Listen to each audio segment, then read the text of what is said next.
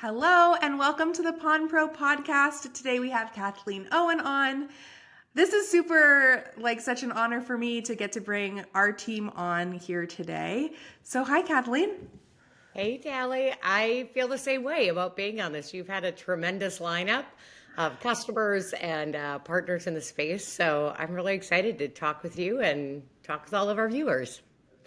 So the purpose of today's pod is not just to get to know Kathleen, how she joined Bravo and her leadership style and how she's built teams, but really create some translatable and actionable pieces of advice or feedback that you can take and implement right away to your teams. Even though neither of us work in a pawn shop, I would say both of us have a lot of experience leading and motivating teams. And so I think that would be awesome to focus on that today. Yeah, it sounds great. I'd love to do that, and I'll do my best to add as much value as I can for the people listening. Okay, awesome. Let's just start with your background. Where did you come from? How did you land at Bravo? Yeah, so I'll keep it short. I thought I was going to be a political speechwriter. That's actually what I wanted to do when I went into grad school. I loved, focusing on rhetoric and writing. So I have a heavy background in that, right? Like audience analysis and writing. Graduated grad school, thought I was, immediately going to land some big job, and that didn't work. It's like businesses want you to actually have experience, not just a degree. So I actually worked in insurance for a long time and was a health and life insurance agent for many, many years, and had some fantastic experiences there. Bosses who really helped me move through that company very fast. And I ended up in the marketing world at that insurance company. And then after being there a few years, got a call from up and coming SaaS company, software company in the area, and they were looking for somebody to build their marketing department from the ground up at about a $50 million software company. I had never done that, but I was ready to move out of the type of marketing I was in. And so that's where I cut my teeth in SaaS. And it was software for insurance. So I had that background. I knew the industry well, but it was the first time, I'd ever built a team from the ground up, and really had marketing that was focused on driving pipeline for sales, and where marketing was tied to a revenue goal. We weren't just like an expense on the company sheet anymore. We were revenue generating. And then had the opportunity to go in and build, marketing departments and really a lot of marketing and sales operations from the ground up at a few other either early stage or startup software companies, and kind of carved out a niche, really realized I loved building. And then I got a call from a recruiter working for Bravo, telling me that we have this awesome company. They're looking for somebody to come in, really build marketing from the ground up. And I thought, I've done that before. Had never worked, obviously, in the pawn industry or the gun industry or retail, but thought I could do that. And so 4 years ago, I joined Bravo as the VP of marketing, and that's where my journey began. One thing that you said that was super interesting, and I think a mindset shift even for pawnbrokers and operators, is marketing kind of as a line item versus marketing as a revenue generator. Maybe can you talk about that and how you could see how that would translate into a pawn shop or a specialty retail store? Yeah, that's a great question. It was really a mindset shift. And to be honest, it was like, it was a really empowering mindset shift, because oftentimes, or at my back, or a lot of companies, you have marketing communication, and there's certainly value in that, right? You're communicating to the market who you are, the products or services that you offer, and it's a necessary component of marketing. But it's really hard to tie true value. And especially if you're working with owners or CEOs that don't have a marketing background, that really soft ROI, like brand awareness and things, doesn't translate. And at the end of the day, if companies are doing cutbacks, marketing was always the first department to go. And so when I moved into the company for the first time, where marketing was a pipeline driver, i.e., what are you doing to generate sales opportunities, meaningful ones for the sales team? I recognized marketing has way more value, or can have way more value, way more influence in the success of an organization. And ultimately, you can become indispensable to your sales team, which is Hmm. great because they're ultimately driving growth for an organization. Yeah. So for me, that was tremendously helpful. It was like, if I can provide value to our customers, provide value to the organization, um, it's extremely satisfying. And Hmm. ultimately, you can tie your work to something that matters, right? Beyond just communication. So, if I think about small business owners, pawn shops in particular, my guess, the thing that I hear most from our customers and when I've had the opportunity to speak at different conferences is either people are spending a lot of money on marketing, advertising, their website, text messaging, and they haven't set up a framework to just say, how do we tie this to impact? Um, Hmm. and we can talk about that if you want, maybe just a place to start. Or they're not doing marketing. It's kind of the thing that always falls off to the side as if marketing isn't a significant part of the sales and revenue ecosystem. Totally.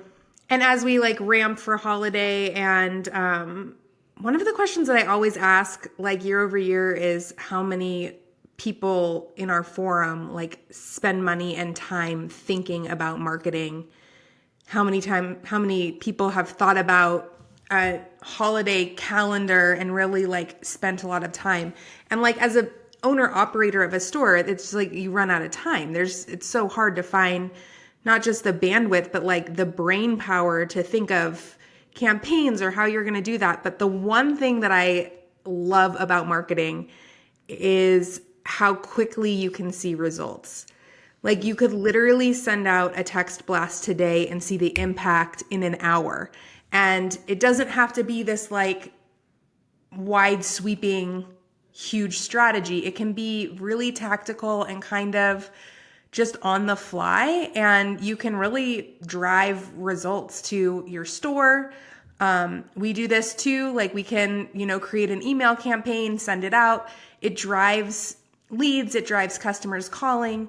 That's my favorite part about marketing is how fast you can actually make a difference. Yeah, you touched on a couple of things that I just want to comment on and respond to, and then actually make, if you're okay with it, a couple of Yeah, recommendations yeah, for people listening, really tactical stuff. So, yeah, I agree. Marketing can have immediate impact, and what's great about that is you either see really, really quick successes, and it kind of justifies the time you're spending or the money you're spending, or you realize it's not working. So stop doing it and try something different. Like, don't waste your yeah, time. Um, I love strategy, right? I just love strategy. It's my favorite part of my career. I love the opportunity to build new things out. And you and I talk about this a lot, but yeah, but many times, like the strategy, my perspective is that the strategy should kind of match where you are as a business, right? So you don't yeah, have to have some big 5-year plan or even 1-year plan or even 3-month plan. yeah, Your strategy, if you are just getting into marketing in your business, could literally just be, our strategy is we want to go after our highest value, customers, to get them back in the store because we think we're going to have the highest success. And we're going to go after people who haven't been in our store in a year. Okay. yep, That literally can be the start to your strategy. And then you say, tactically, we're going to send out 3 or 4 text messages and 1 or 2 emails, or, a couple of push notifications. And that's it. And yeah. that you can execute tomorrow, right? So your strategy doesn't have to be really big. And again, you and I talk a lot about that. Sometimes like fast and dirty works really well. Like Yeah. you don't have to make I some didn't big. even know what strategy was before you joined Bravo. Like it's been a learning because I'm so tactical and like project oriented, and like that's what gives me energy is like the checklist of things getting done, which really if it's not tied to something, like there's this quite kind of like theme in my head, but really tying it to like a strategy was like I didn't even know what that meant. Yeah, and I think and I live so much in strategy. There's times, right, you pull me back and Yep. say, Just like execute some of the tactics, right? And like you had just touched on, then now is the hottest retail season for our customers. We know that. Don't spend your time building out some big, huge, marketing strategy for Right. Q4. You know, Start.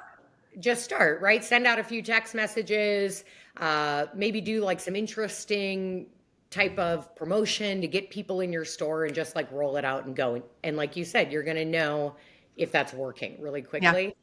The other thing I would say is a lot of marketing, a lot of marketing content, it's not evergreen, meaning its value is very short-lived. Yeah.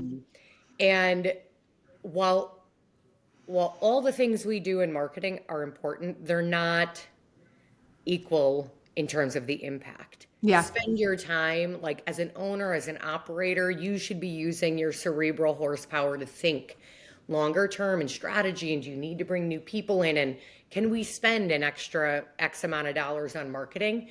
In the meantime, though, you still have to keep the engine running. So, hire freelancers. They can come in 5 hours a week. You can have every single text message written for you in 1 hour, for $20 an hour or something. I bet most people listening to this honestly have people in their family who are, high schoolers and college students who could get your social media up and running for like $100 a week and do it really, really well.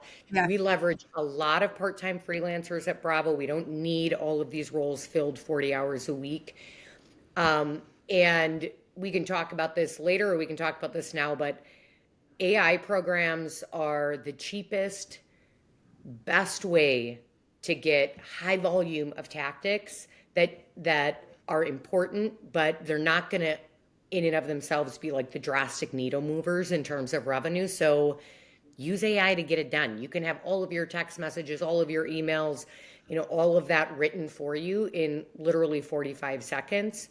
And now you've just freed up time as an owner, operator, or manager to really focus on the things that you need to, bigger problem solving in your organization, right? Strategy, because that's the skill sets that they have. So let's talk about AI for a little bit, because it feels like whenever we are getting invited to speak at conferences now and when we go to SHOT Show, AI has kind of become our topic to talk about, which is awesome that we get to be there talking. And most of what we end up talking about at trade shows is really practical how-to advice, not super theoretical or hypothetical. So let's just start with AI tools. Like if you were a store operator, what tools would you start in? Yep, I would start in, there's 3 of them. And it's really just a preference, right? Yeah. Depending on which one you like to use. They're all free to start. And even if you end up needing a paid package, they're about $20 a month. You can cancel it anytime. ChatGPT. Yep. Gemini, which is Google's AI program. And then my favorite one that I use all the time is Claude, CLAUDE.ai. All fantastic programs to get any writing done, but more than just, your marketing writing. Think about if you get a poor customer review. Put the customer review in there and it'll help you respond. If you want ideas for how to run really great, exciting team meetings, right, with your employees, maybe you want to run some contests, maybe you need ideas for how to get your name out there in the community more, because you can put all of those questions in. And so AI not only can, yes, do all your writing for you for all the things that we just talked about from a marketing perspective, but it's a fantastic way. It's like an assistant to help you brainstorm. Ask it a question, it's going to give you ideas. Tell that program whether you like those ideas or not, and continue to refine that. But those 3 I'd start with, like I said, they're all free, and there's no learning curve, right? That's one of the questions or one of the reasons I hear a lot that people, they feel like, I don't want to learn new tech. It is literally no different than, I'd say, think about the first time you picked up your iPhone and sent a text message. No, you didn't read some big manual. That wasn't difficult. It is literally that easy. Nobody trained me on how to use AI. We just started using it. And now it is it's basically mandatory for anybody on my team to use it in some capacity. Yeah. Every day. You don't even have to know how to type either, which is Some of our team uses it exclusively via voice, and that's just like a conversation happening back and forth. And if you have a hard time putting pen to paper, you can also just talk to AI. The AI that I use most often is Gemini, mainly for building out, business strategy, case study kind of stuff. But I talk to, like, you can just have a conversation. And so maybe we can give some ideas on, you mentioned a review. How do I respond to this? Because holiday is coming, maybe we can talk about some specific prompts that people can use. And also, with it getting so much harder for pawnbrokers and gun store owners and specialty retailers to be able to send the types of messages that they want without them getting flagged and blocked, how would you use AI to help navigate and make sure that whatever you're spending time creating is actually getting to the customer? Yeah, that's a great question. So when you put your prompt in, whether it's voice text and you're just talking with Gemini or in Claude, tell it who you are and what you want, right? I'm Acme Pawn. I'm in, Texas. I want to write out, a social post every single day and a text message every single day that are really fun, that promote sales. And by the way, I can't use the word pawn or gun in any of my text messaging. Write me creative text messages. Write me corresponding social posts.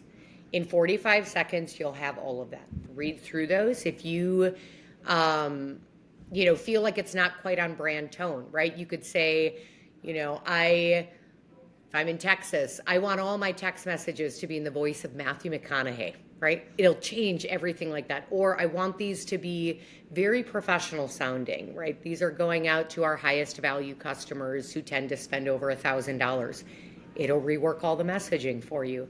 So tell it who you are, who you're writing it for, and what it is you're looking for, and just tell the AI program, hey, I want to stay away from using the words loan, pawn, and gun, but I still need people to know who we are and what we do. And you'll get a pretty tremendous response in about 45 seconds. And if you don't like it, like I said, just tell it what you don't like or how you might want it changed, and it'll do that for you. And I mean, I'm not kidding. In about 1 or 2 minutes, you'll have an entire month or quarter's worth of things that you want. So, And I think it's so good. It's so good. Yeah.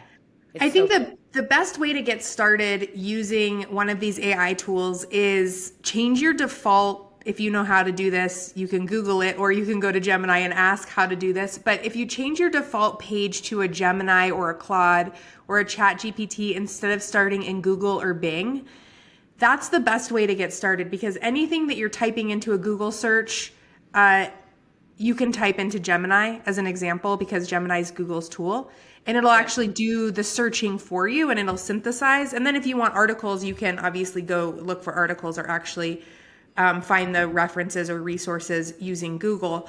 But if you use it for 5 days straight, you will never not use it again. Like, it's that powerful, it's that meaningful. And as a business owner with 1,020,000 things to do all of the time, it's the best way to get stuff done fast.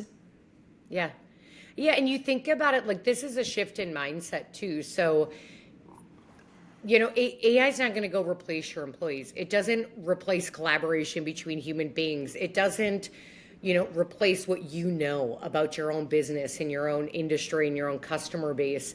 So it's not meant there to replace. It's actually meant to make people more efficient and more productive. And quite frankly, what I've experienced too is it actually allows your employees to take on more responsibility faster. Yeah. Now you may have an employee who knows nothing about marketing, take on all your marketing, and it's only taking up 1 hour a week of their time, and you've just started marketing. And if you don't know where to start, you can also ask AI that too. I don't really do marketing. I don't have a lot of time. What are the top 3 things I should just start with, really simple, for a small mom and pop shop? It'll give you those 3 ideas. Okay, now give me all the tactics for those ideas. Give me my plan. Okay, and now you'll have your plan for that.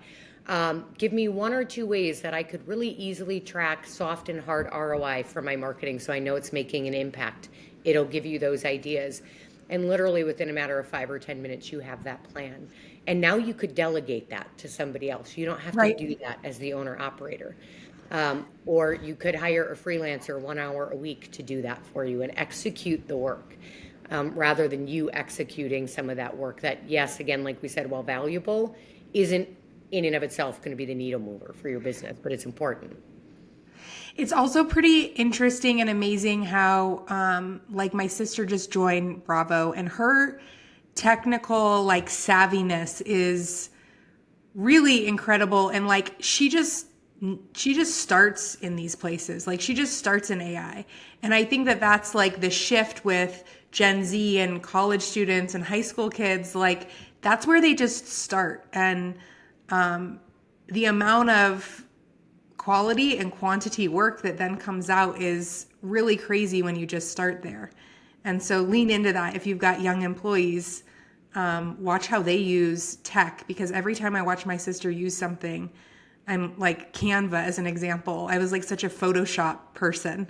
And she's like, you got to try Canva. I'm watching her create stuff in Canva. And I was like, oh my God, like I have to start using this. And now I'm like Canva's biggest fan. But watch the way that your team uses tech, because it's so innate in Gen Z. Like, they Yeah. just know how to use it really well. Yeah, and I think if, another kind of challenge that we hear from small businesses right now in particular is, man, I'm having a hard time finding great talent. And first of all, AI can help you write really good job descriptions. I saw a conversation on Facebook about this. Does anyone have a good job description? Tell me what that role is. I will send you a few different job descriptions written by AI and show you the prompts that I gave them. Incredible job descriptions can be written, but you can include in there, that our staff has access to $20 a month AI programs to help them do their jobs faster. And that is attractive to people when you see you're investing in that to make their jobs easier. At the end of the day, if I told you you could get all your marketing done in 1 hour for free, you would do it. That's essentially where you start with AI, Yep. and then you can become, more advanced. But there's literally, in my view, if you have employees saying, "Hey, we're at capacity. We need to hire headcount. We need to invest in that." Invest in more people. That may be legitimate, but for my teams, and I oversee sales and I oversee marketing and a few other teams, including, Tahoe. The first place we start is, are you using AI to get this done? Yeah. Because usually it can free up 5, 10 hours in a week for you. So we're not really at capacity and we don't have to increase overhead actually to get done what we need to get done. So I'd start there. It's a time saver, it's a money saver, and the quality of work is going to be, I think people are surprised at how high quality the output is that comes out of those AI programs. So we touched on AI for marketing, and we touched on AI for customer service or replying to reviews. I want to kind of switch gears into leadership and management and building teams, because this is something that you do so well and also love to do. One of the things that Kathleen and I are just wrapping up is reviews for all of our employees. And that's another amazing tool. This is the first review cycle that I've ever used AI to really give, I think, the most meaningful feedback I've probably ever given. And so let's talk about that and how you can use AI to not just give feedback to teams, but also motivate teams, create incentives, and ways to get your teams engaged. Yeah, great questions. I want to start by addressing an underlying assumption to those questions, which is that, people, owners, operators, managers care about doing that. If you don't care about doing reviews, you don't care about having really meaningful weekly meetings or monthly meetings, that's a problem. That's a failure of leadership at the top. So it's one of the best and most effective ways to show your employees you are invested in them, you care about them, and you care about their growth, whether or not they stay at your organization. Okay. Yeah. So That's why we do it. There's a very important reason to why you should do that. And then to answer your question about how AI can help, first, if you're not doing reviews with employees, you can ask AI, I'd like to start doing reviews with my employees. What are the 4 or 5 self-review questions my employees should complete? And what are the questions I should be completing? And help me, coach me in how to run a quarterly review. I believe people should be doing reviews more than annually. I think that that's too much time. So that's one thing, and it will help you do that. And again, you can feed in specific information, right? I'm a smaller shop. I have 4 employees. I want to be able to get feedback from my employees about what's working, what's not. I want to be able to give constructive feedback that's encouraging, but honest. And you'll get some really good questions. And just start simple with 3 or 4. Don't over engineer it, right? And AI can help you with that structure and that cadence. And when should I roll these out? And when should people tell me these are due? How do I announce this to my team that we're doing reviews? It will help you with that messaging as well. So it can actually provide not only the plan for you, but how to manage that change if it's new, and then actually give you the actual roadmap, the tactical way to do it. If you're already doing reviews, put your review in, literally copy and paste your review questions, put it in AI and say, I don't feel like my reviews are very effective. How could I make these more effective with my employees? So they give feedback and I can give good feedback. So that would be a really easy place to start. Yeah, for us, I think we have a review framework built out, but reviews aren't always meaningful or actionable. It's like, yeah, you did great. Keep doing what you're doing kind of thing. Or, we did okay. We didn't hit our goals, but, we'll try harder next time kind of thing. And this quarter was the first time that I really felt like I have feedback for people, but how to word it and how to have the conversation and how to make it like not just seem like, oh, this is a problem. Because the one piece of feedback part of a review, or the one area that you could use improvement, or one challenge, that is like the most important question to answer. That is where you're going to develop an employee. And that's the hardest question, I think, to answer, at least for me. So I really put a lot of time and effort into that particular question, and AI was just like super awesome in helping. Let's talk a little bit about motivating teams. You're like the queen of team meetings, games, spiffs, making things really fun. Where would you start? How would you make it easy to just implement without some big kind of thing? And what are some ideas of maybe some fun promotions that people can run going into the holidays, or like spiffs or employee perks? Yeah, well, thanks for the compliment. I know my team is probably going to watch this and they may not be feeling that I'm super fun right now because we're in Q4 and we're driving really hard and making a lot of changes. So love you guys. Thanks for all your hard work. Okay, so I'll start a little bit conceptual and then we'll go Yeah, tactical and things that are perfect. really actionable. I think it's impossible to motivate your teams and individual contributors if you are not setting goals, if you are not being intentional about having weekly one-on-ones where, again, you can do project status updates, but more importantly, giving people consistent feedback and encouraging them through constructive criticism. I know that's not like a PC thing to say anymore, but it's important. And also encouraging them where you see potential that they don't see. Some of the greatest eye-opening moments were when I had managers say to me, you're really good at that. Or I see that you could be really good at this, but you're not working hard enough in that, Kathleen. Man, that drove me. I was like, wow. So encouragement doesn't mean like we just put a heart around our employees and tell them all the time things are great and they're doing great. No, if you're not hitting goals, if you're not working hard, I'm going to tell you that. Yep. And I'm telling you that because I know you have more potential.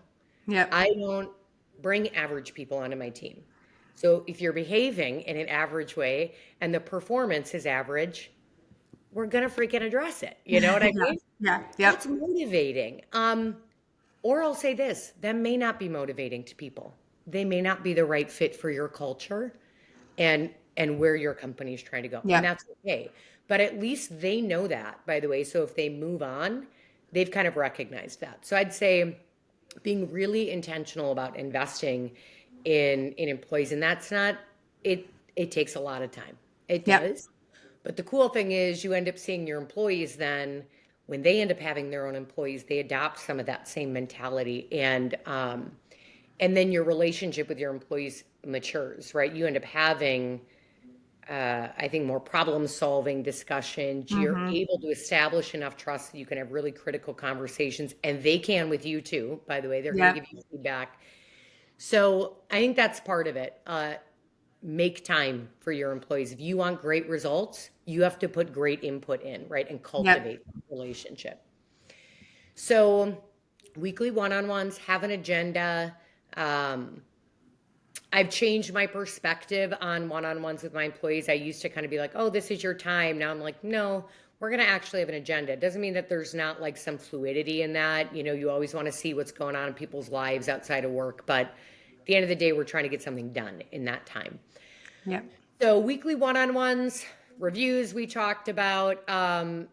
My team and I on the Rev team or part of the Rev team, we do just weekly game show hour. Absolutely no work. We all hop on and we do online Pictionary together, and it is a blast. It's so fun.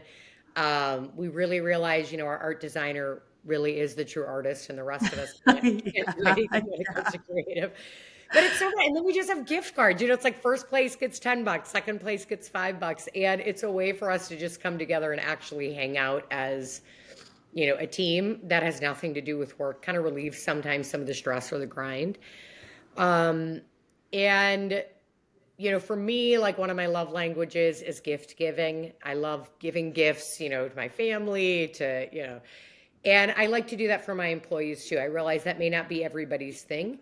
But so, like, I love buying Christmas gifts for my employee. That's not from Bravo, that's from Kathleen. I think that that's really important. They're personal. Um, and I like that cadence. And now, you know, it's like I think that brings us together, and hopefully it shows my employees that I know them, that I care about them. I'm not always great at verbalizing it, but I like giving gifts. So those are things we do. And you know, and I'd say realizing that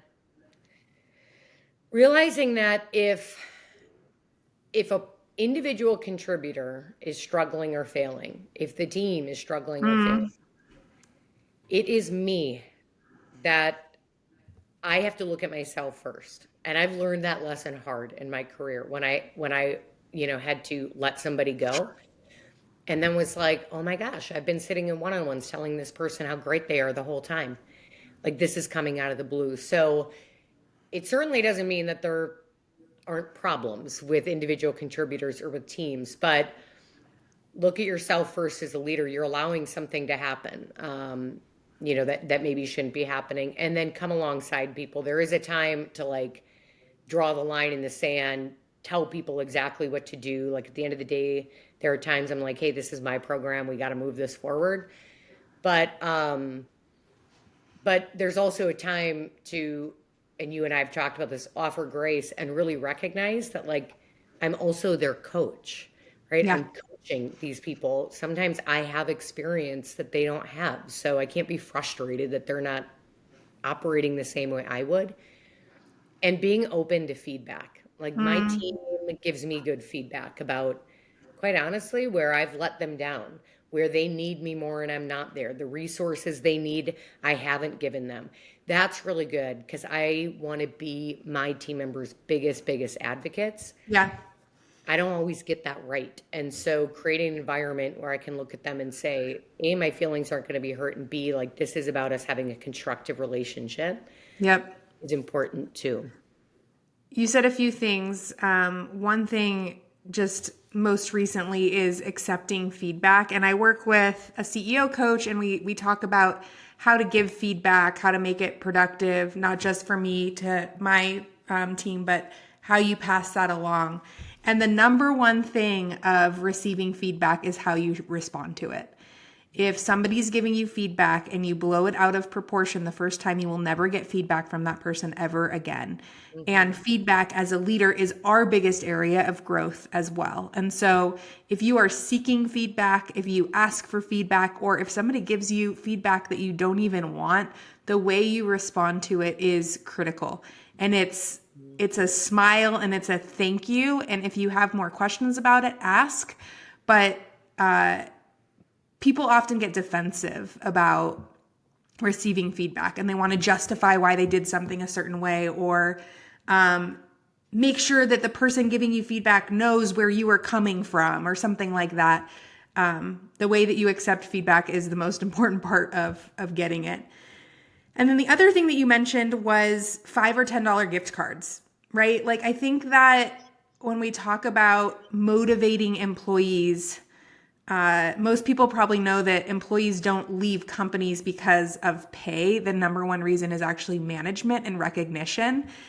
And a gift card for $5 is recognition. And it's not, I think a lot of people think that things have to be big and grandiose and a lot of money. And that's not actually why people come to work. People come to work because they have good leadership. They work alongside really awesome people, and that they're recognized. And so I just wanted to kind of pull that out of here, that you can create really fun competitions in your store or contests, or and the grand prize can be a $10 gift card. It doesn't have to be some huge prize or even thoughtful. Like, our employees love gift cards, Amazon, or they can choose it themselves. We've got people that love Etsy gift cards or Home Depot gift cards, or it doesn't even matter. It's a really simple way to reward, but really recognize teams in a meaningful way.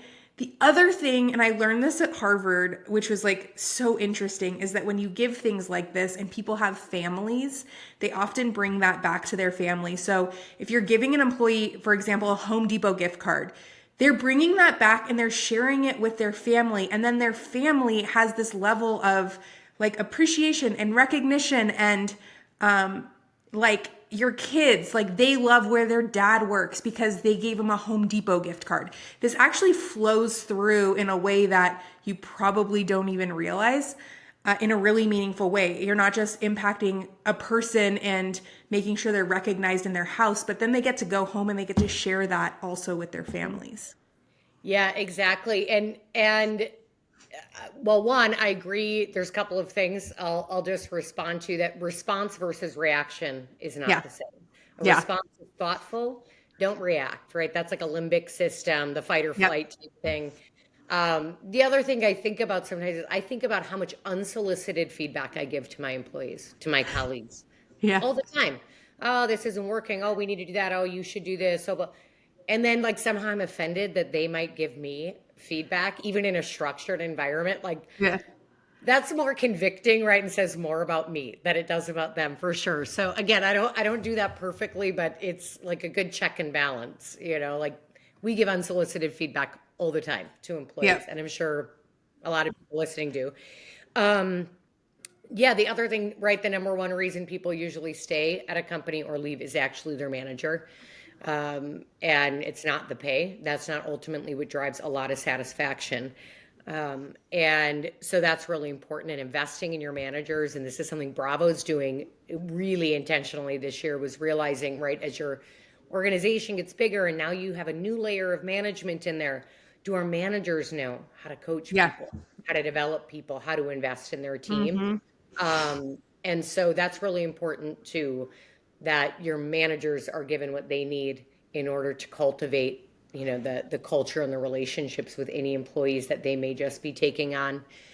And the way that you can make things fun, it doesn't have to be, it can be the gift cards. It can be something for their family, right?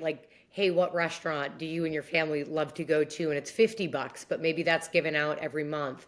One of the things we did on our sales team was there were 4 or 5 behaviors we were trying to drive on our sales team.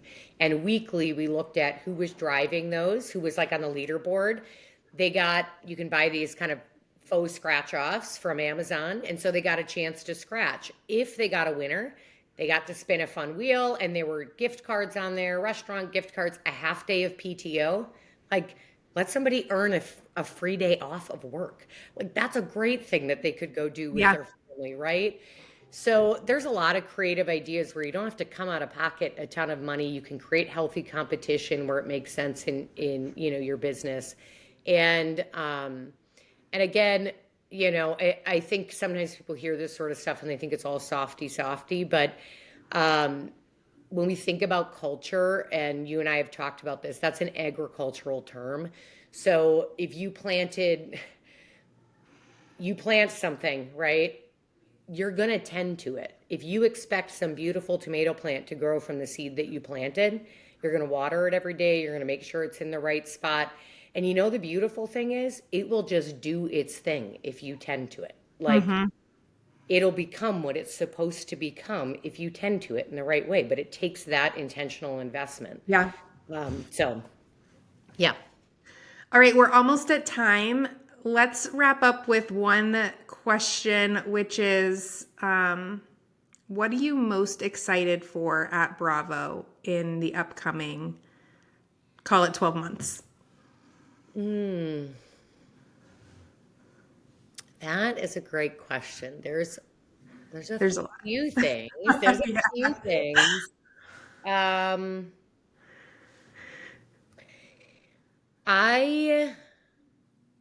I am, I think, most excited about that. I know internally what's being done, like kind of in our own infrastructure and our own operations, which sounds super boring and trite, but it's laying the groundwork already for, honestly, an even more valuable product for our current customers, and for people who maybe looked at Bravo in the past, and for people who've never heard of us.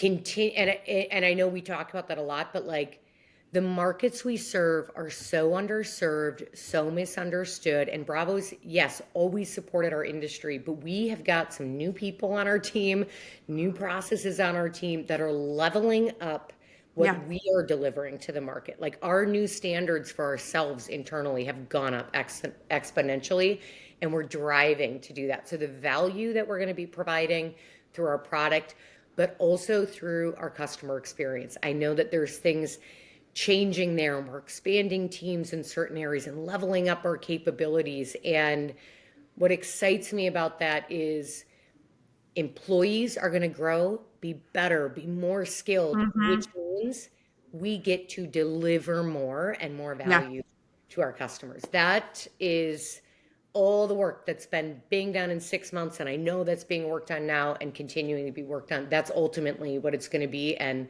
that aligns with our vision, right? To encourage courageous small business owners, and ultimately the end vision, which is like, we want people to wake up happy and seize the day. And we're creating, we're leveling up to make sure our employees can do that and our customers can do that. So I'm excited about that. I love when the standards get raised. It's a lot of work. But it's really fun. I think 2024 has been this huge inflection point for Bravo, right? We literally doubled in size overnight by headcount, by customers we serve, by products that we support. We went from just supporting cloud to now we support on-prem. Like, it was this huge inflection point. Those are really hard. If you've never been through one of these, if you've never been through an acquisition, if you've never doubled kind of with a company overnight, there are so many challenges, and there's challenges that you simply can't predict as you're preparing. And the way that our team has stepped up and just taken on the challenge has been so rewarding. And we don't get it perfect, and we don't get it right every time, but we try just about as hard as anybody could try to do right by our customers, to continue delivering really meaningful product. You're going to meet Paul eventually. He's also going to come on the podcast, and he's our new head of product and engineering. And he's like the perfect example of bringing on somebody that's just better than you.